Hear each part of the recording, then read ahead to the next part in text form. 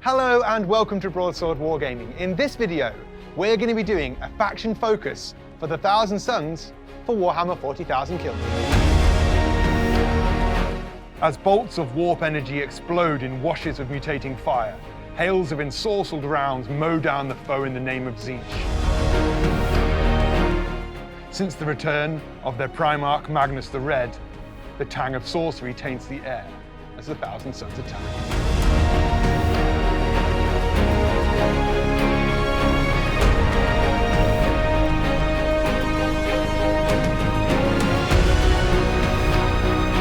Hello and welcome back to the channel. If you're new here, please do think about subscribing for more videos to come, because for this one, I am joined by Sean, our local resident, the best I could find for you in Ireland, Thousand Sons man. So welcome back again. Well, thank you for having me. We are going to talk about a Thousand Sons faction in Kill Team and go through a little overview of them as a faction and why you may want to play them. Why play Thousand Sons? They are a pretty strong kill team. They have access to psychers, they're pretty tough, they've got good AP, they bring some reasonably good melee as well. They cover their bases quite well. And they look cool. I think so too. Did Magnus do wrong? That's up for debate. Most people would say no. I say no. Pros. Psychers, one of the very few factions in Kill Team that can bring them. They have the ability to dish out mortal wounds, which is not nothing in Kill Team. Psybolt is powerful. Against lower leadership armies, they can also maybe take control of a guy, which is kind of fun. Yeah, special kind of wizarding. Yeah, they're also pretty tough. You can find yourself very easily with a 2-up armor save, a 5-up invuln, which against some of the stronger weapons. AP on their weapons as well. Standard weapons come with 2 AP, which is pretty good. Most armies are gonna notice against that. your swarmy armies, or even against Space Marines, but against swarmy armies, that's going to do some damage. Oh, it's no save. It's cards, no saves. They can also be a relatively mobile force with the ability to move and shoot heavy weapons at no penalty. And Sangors, they can advance, flamer weapons. They can move around if they need to. A tasty team. A tasty team. Cons. Inflexible. There's 3 unit choices you can bring for them. One of those units costs 30 points. So you're not gonna see a lot of those. Really, there's only 2. Now, they're good units, but in terms of tactical flexibility, you're a little bit out of luck with this faction. Yeah, very limited. Sangors, good in combat, can deal out some damage, but don't take any. Rubik Marines can deal out some damage with ranged weapons, but dead in melee. Not so good in melee, no. The Terminator, he is a second Psyker for you. Yeah, he has a second Psyker option. But very expensive. Nearly 40 points. Yeah. That's a huge amount of your kill team. Yeah. So, yeah. Problems.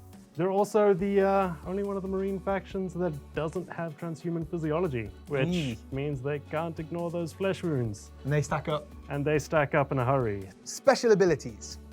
The main one with the Thousand Sons is always going to be All is Dust. Yeah. This allows you to move and shoot heavy weapons without penalty, which is nice. The main thing it gives you is if the profile of the weapon shooting at you, or trying to hit you in melee, has a damage of 1, you get +1 to your armor. If that weapon does not have AP, that gives you a 2-up armor save. Bolters. Storm bolters. Anything from the guard. Yeah. One of the better special ones. One of the better ones, I would say. They also have 5-up invulns on all of their units. So if you're getting shot at with a las gun, you don't care, but Melter or overcharged plasma, that 5-up helps. And some of the best faction-specific stratagems would be the Hungering Warp Flame, which lets you roll 2 dice when determining the attacks with your AP1 Flamer, and Cycle of Slaughter, which is going to let your melee units fight a second time. Both of those can be used to very good effect. I'd say so. For mowing down swarm armies and that Flamer, anything at the start, close together, you can advance with it, and then burn 2d6.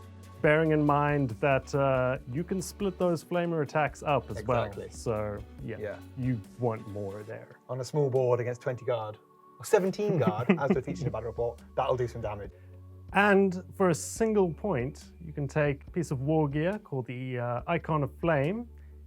It doesn't tend to do a lot of wounds for me, but it's a free attack in the psychic phase. On a 6, you deal a mortal wound to the nearest thing to you. For 1 point. That's worth a point. For 1 point. You're going to last. You can have 4 or 5 turns in a game. You've got a decent chance. Yeah. Of doing 1 mortal wound, which can kill anything. Yeah, which against especially some of the more elite armies, that can make a big difference. A standard kill team list. Quite simple. 1,000 Suns. You have a limited number of troops. So you'd want to bring an Aspiring Sorcerer as your leader, just to give you access to those psychic powers. A Rubric Marine Gunner with the Soul Reaper Cannon, just for those shots and AP.